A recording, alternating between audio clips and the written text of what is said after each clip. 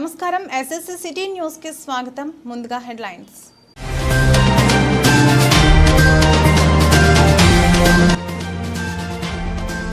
ఇల్లందుకుంట శ్రీ సీతారామచంద్ర స్వామి దేవాలయంలో ఉత్సవ మూర్తులకు ఘనంగా పూజలు.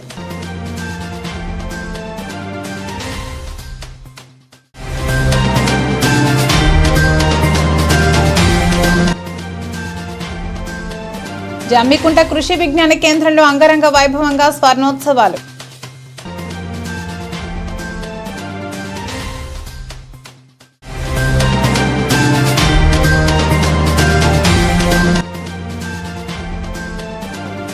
వేనవంక మండలంలో ఘనంగా భగీరథ మహర్షి జయంతి వేడుకలు.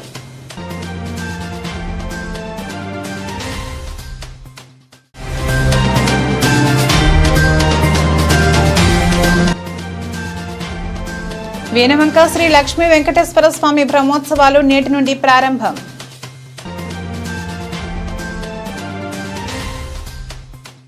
జమ్మికుంట కృషి విజ్ఞాన కేంద్రంలో స్వర్ణోత్సవాలు ఘనంగా నిర్వహించారు. జమ్మికుంట కృషి విజ్ఞాన కేంద్రంలో 3 రోజులు 14, 15, 16 రోజులలో కేవీకే స్వర్ణోత్సవాలు నిర్వహించడం జరుగుతుంది. మొట్టమొదటిగా కేవీకేను 1974 మార్చి 21వ తేదీన ఏర్పాటు చేయడం జరిగింది. కావున 50 సంవత్సరాలు పూర్తి చేసుకున్న సందర్భంలో కర్టెన్ రేజర్ ప్రోగ్రాం ద్వారా పాండిచ్చేరిలో ఈ స్వర్ణోత్సవాలు ప్రారంభించడం జరిగింది. ప్రతి జిల్లాలోని రైతులు ఆర్థిక స్థిరత్వాన్ని ఏర్పరచుకునే విధంగా వివిధ వ్యవసాయ అనుబంధ రంగాలతో స్వచ్ఛంద సంస్థలతో కలిసి కేవీకేలు పనిచేస్తూ రైతులకి, గ్రామీణ యువతీ యువకులకు వ్యవసాయంలో మార్పులని, వివిధ సాంకేతికతలపై అవగాహన కల్పిస్తూ మరియు స్వయం ఉపాధి పొందే మార్గాలను సూచిస్తూ ముందుకు సాగుతున్నాయని, దేశవ్యాప్తంగా మొత్తం 731 కేవీకేలు పనిచేస్తున్నాయని మరియు ప్రస్తుతం తెలంగాణలో ఉన్న 16 కేవీకేలకు అదనంగా నూతనంగా ఏర్పడిన జిల్లాలో కూడా 15 కేవీకేలను ఏర్పాటు చేయడానికి కేంద్ర ప్రభుత్వం అనుమతిని ఇచ్చిందని ప్రధాన శాస్త్రవేత్త డాక్టర్ ఎన్ వెంకటేశ్వరరావు రైతుల్ని ఉద్దేశించి చెప్పడం జరిగింది. భారతదేశం లోపల మొట్టమొదటి కృషి విజ్ఞాన కేంద్రం అనేది 21 మార్చి 1974 లోపల పాండిచ్చేరి లోపల ప్రారంభమైంది. సో మొన్న మార్చి 21వ తారీఖు రోజుకి కృషి విజ్ఞాన కేంద్రాలు 50 సంవత్సరాలు పూర్తి చేసుకున్న సందర్భంగా మనకి పాండిచ్చేరి లోపల కూడా ఒక కార్యక్రమం జరిగింది. మనకి కేవీకేస్ పనిచేస్తున్నాయి. ముఖ్యంగా వ్యవసాయ పరిశోధన మరియు విస్తరణకి మధ్యరకంగా ఉంటాయి. కాబట్టి కృషి విజ్ఞాన కేంద్రం అనేది పూర్తి పరిశోధన కాదు, పూర్తి విస్తరణ కాదు, పరిశోధనాత్మక విస్తరణటువంటి కార్యక్రమాలు చేపట్టేటువంటి అవకాశం ఉంది.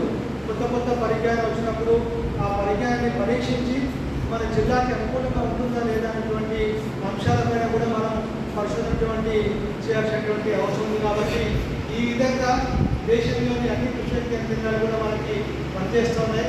ఆ సందర్భంగా ప్రతి కృషి విజ్ఞాన కేంద్రంలో కూడా ఈ స్వర్ణోత్సవ వేడుకలు మనం జరుపుకుంటా ఉన్నాం.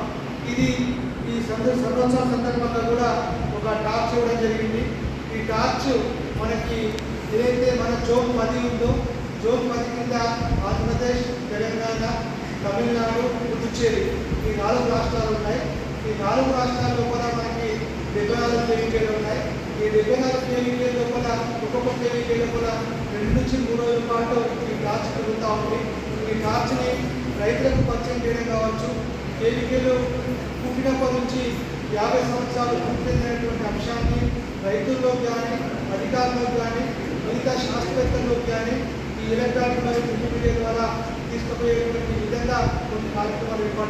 ఈ కార్యక్రమంలో డాక్టర్ చేరాలు గారు విశ్రాంత విస్తరణ సహాయ సంచాలకులు మాట్లాడుతూ రైతులకు పరిశోధన సంస్థల వారధిగా ఉంటూ రైతుల బాగోగులు అర్థం చేసుకుని వారి కోసం ప్రణాళికలు సిద్ధం చేసి రైతుల కోసం కేవీకేలు అహర్నిశలు పనిచేస్తున్నాయని, వివిధ సలహాల కోసం, సమాచారం కోసం రైతులు కేవీకేను సందర్శించాలని, వ్యవసాయంలో వచ్చే సమస్యలకు పరిష్కారం తెలుసుకోవాలని తెలిపారు. ఈ కార్యక్రమంలో పాలిటెక్నిక్ కళాశాల అధ్యాపకులు, కేవీకే శాస్త్రవేత్తలు, జమ్మికుంట ఎఫ్పిఓ రైతులు 90 వరకు హాజరయ్యారు.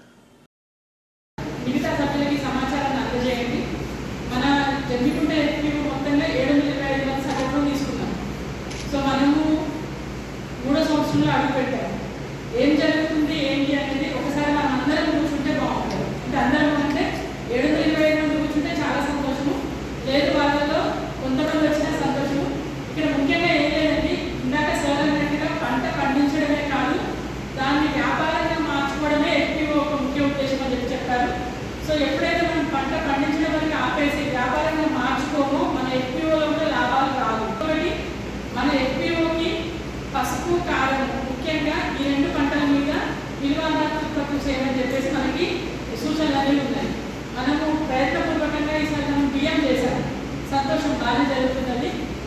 ఈ 725 కుటుంబాలు పసుపు కారణాలకు అవసరమైతే కదండి.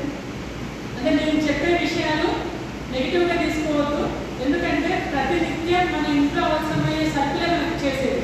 సో ఈ 7 ఇక్కడ ఏంటంటే కొంతమంది పంట వేస్తారు కావచ్చు, మిగతా వాళ్ళకి ఉదాహరణకి మేము కూడా మన ఎల్పిఓ దగ్గర నుంచి పసుపు కారం వద్దామని చూసాము. కొన్ని కుటుంబాలైనా వేసుకుంటాయి కదా.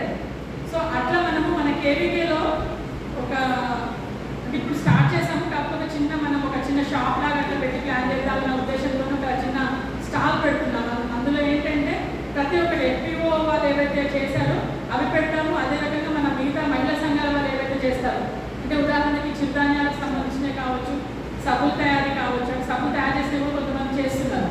అదేవిధంగా చెక్కగానుగ నూనెలు, అదేవిధంగా మన ఎఫ్పిఓ ద్వారా పసుపు కారం ఏదైనా ఒక ఉత్పత్తి అంటే మన రైతు. వీణవంక శ్రీ లక్ష్మీ వెంకటేశ్వర స్వామి బ్రహ్మోత్సవాలు నేటి నుండి ప్రారంభమవుతున్నట్లు దేవాలయ కమిటీ సభ్యులు తెలిపారు. ఈ నెల 14 నుండి 24వ తేదీ వరకు శ్రీ లక్ష్మీ వెంకటేశ్వర స్వామి పున్నామ జాతర ఉత్సవాలను నిర్వహించనున్నట్లు తెలిపారు. మంగళవారం నుండి 16వ తేదీ వరకు అధ్యయనోత్సవములు, 16 సాయంత్రం సాత్తుమురై, 17న స్వస్తి పుణ్యవాచనం, అంకురార్పణం, అగ్ని ప్రతిష్ఠ, 18న ధ్వజారోహణం, నిత్యవాహనం, దేవత ఆహ్వానం, సాయంత్రం 7 గంటలకు శ్రీ లక్ష్మీ వెంకటేశ్వర స్వామి కళ్యాణ మహోత్సవం, 19 ఆదివారం సాయంత్రం చిన్న రథంపై స్వామివారి గ్రామ ఊరేగింపు, 20న సోమవారం సామూహిక కుంకుమ పూజలు, 21న మంగళవారం దీపోత్సవం, 22 బుధవారం 108 కలశాలతో అభిషేకం, 23 గురువారం మహాపూర్ణాహుతి సెగతోత్సవం, బండ్లు తిరుగుట, 24 శుక్రవారం ఉదయం 5 గంటల నుండి మధ్యాహ్నం 12 గంటల వరకు రథోత్సవం, మహా అన్నదానం, సాయంత్రం పుష్పయాగం, ధ్వజ ఆవరోహణ, స్వత్తరత్నాలు, ఏకాంత సేవా కార్యక్రమాలను నిర్వహిస్తున్నట్లు ఆలయ కమిటీ సభ్యులు తెలిపారు. ఈ కార్యక్రమానికి వీరవంక మండలంలోని ప్రజలు అధిక సంఖ్యలో తరలివచ్చి స్వామివారి కృపకు పాత్రులు కావాలని కమిటీ సభ్యులు కోరారు. వీరవంక మండల కేంద్రం వెలిసిన అతి పురాతనమైన దశావతార సహిత శ్రీ లక్ష్మీ వెంకటేశ్వర స్వామి దేవస్థానంలో 2024 వార్షిక బ్రహ్మోత్సవాలు ఈ నెల 14 నుంచి 24వ తేదీ వరకు బ్రహ్మోత్సవాలు జరుపుకుంటున్నాము. 14, 15, 16 3 రోజులు అధ్యయనోత్సవములు, 17వ తేదీ శుక్రవారం నుండి సాయంకాలము బ్రహ్మోత్సవ కార్యక్రమం నిర్వహించుకుంటున్నాము. శుక్రవారం సాయంకాలము స్వస్తి పుణ్యావాచనము, రక్షాబంధన, పృథ్వీకరణము, అగ్నిప్రతిష్ఠ, అంకురారోపణ ఇత్యాది పూజా కార్యక్రమంతో బ్రహ్మోత్సవాలు జరుపుకుంటున్నాము. శనివారం రోజున 19వ శనివారం రోజున ఉదయం నిత్య హవన కార్యక్రమాలు, సాయంకాలం 7 గంటలకు స్వామివారి తిరుకల్యాణ మహోత్సవము శనివారం రోజున అంగరంగ వైభవంగా సాయంకాలం 7 గంటలకు జరుపుకుంటున్నాము. కావున భగవద్భక్తులు ఈ కళ్యాణంలో పాల్గొన్నవారు కళ్యాణ రుసుము చెల్లించి 316 రూపాయల రుసుము చెల్లించి తమ గోత్ర నామాలు నమోదు చేసుకోగలరు. 2వ తేదీన ఆదివారం రోజున స్వామివారు గ్రామ వీధిలో సాయంకాలం పర్యటన చేస్తారు.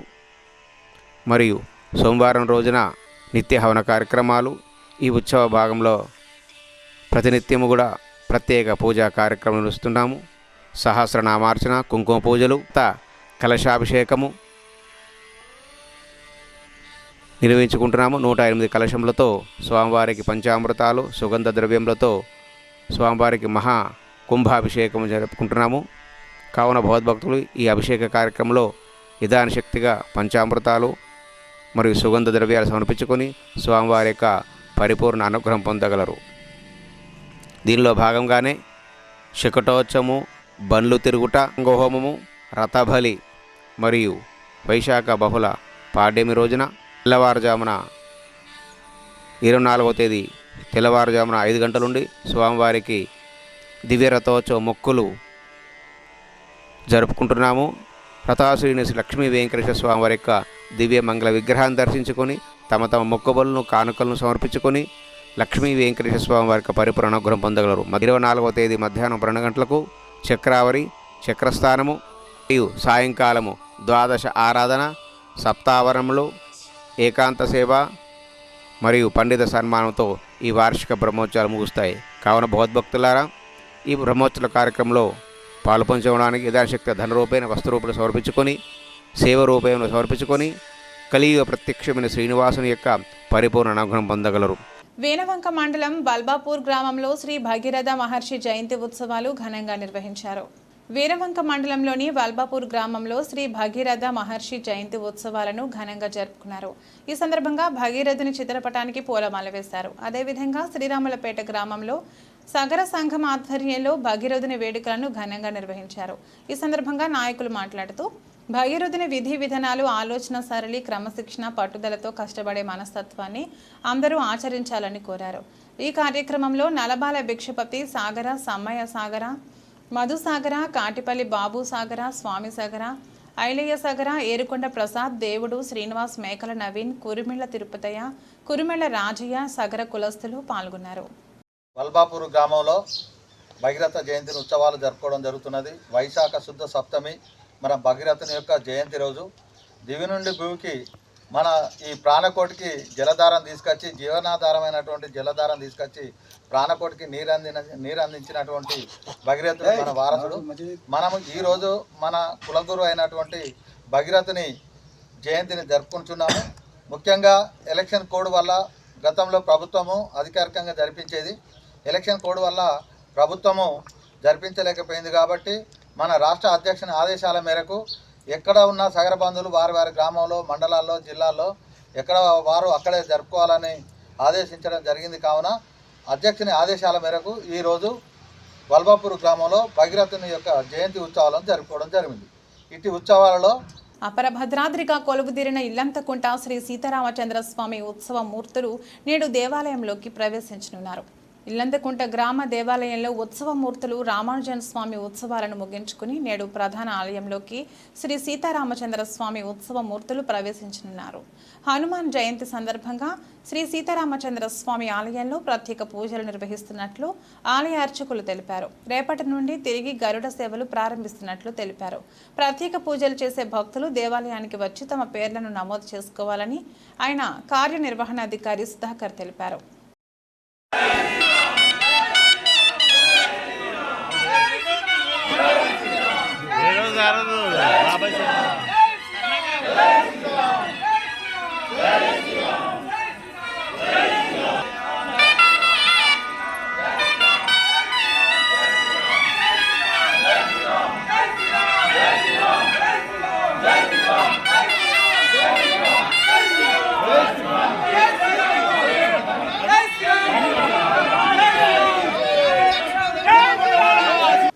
కమలాపూర్ మండలంలో ప్రశాంతంగా ముగిసిన పోలింగ్. హన్మకొండ జిల్లా కమలాపూర్ మండలంలో ఎన్నికలు ప్రశాంతంగా ముగిశాయి. ప్రతి ఒక్కరూ స్వేచ్ఛాయుత వాతావరణంలో ఓటు హక్కును వినియోగించుకున్నారు. అధికారులు ఓటర్లకు ఎటువంటి ఇబ్బందులు కలగకుండా అన్ని ఏర్పాట్లు చేశారు. సమస్యాత్మకంగా ఉన్న పోలింగ్ కేంద్రాల వద్ద కేంద్ర బలగాలతో పటిష్ట భద్రతా ఏర్పాట్లు చేశారు. పోలింగ్ కేంద్రాలకు వచ్చే ఓటర్లకు నీటి, వైద్య సదుపాయాలు కల్పించారు. మండల వ్యాప్తంగా 65% మంది ఓటు హక్కును వినియోగించుకున్నారు. వార్తలు ముగించే ముందు హెడ్లైన్స్ మరోసారి.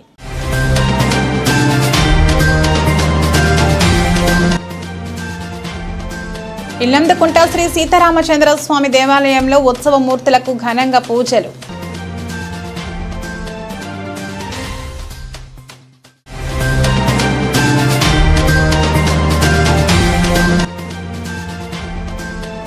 జమ్మికుంట కృషి విజ్ఞాన కేంద్రంలో అంగరంగ వైభవంగా స్వర్ణోత్సవాలు.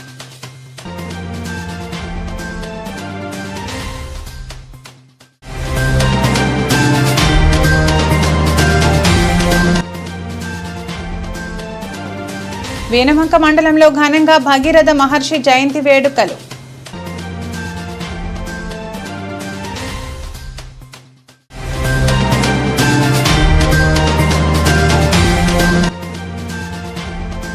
వీరవంక శ్రీ లక్ష్మీ వెంకటేశ్వర స్వామి బ్రహ్మోత్సవాలు నేటి నుండి ప్రారంభం.